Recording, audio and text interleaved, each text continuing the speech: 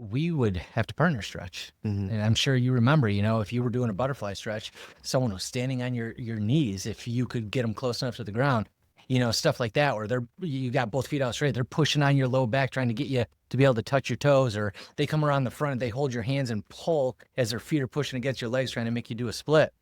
We don't necessarily do that stuff anymore. I see why we did it, Yeah. but I also I look at how do you take someone who, in my father and I have talked about this.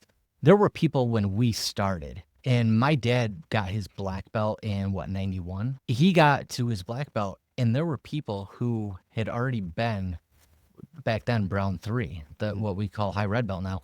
They were brown three when we started, still had not become black belts. Mhm. We started in 1986. That's Yeah. 5 years, 5.5 years. Yeah.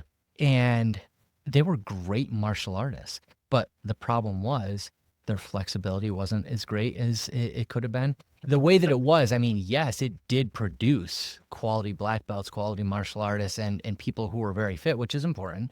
Um, we've had people come through the dojo who they put in the effort. On the floor, they're in good shape. They know the material. They're a good martial artist, but they could not get the run.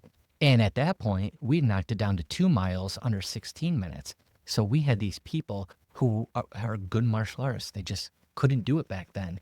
So I think the way that it's done now, where yes, the running is part of the requirement, but it's not as stringent, and then adding in the other fitness factors, and it's kind of a scale. I think doing it that way permits people who are good, talented martial artists to become black belts who otherwise wouldn't have been able to because, God forbid, they've got a bad knee or a bad hip and they can't do the running. I mean,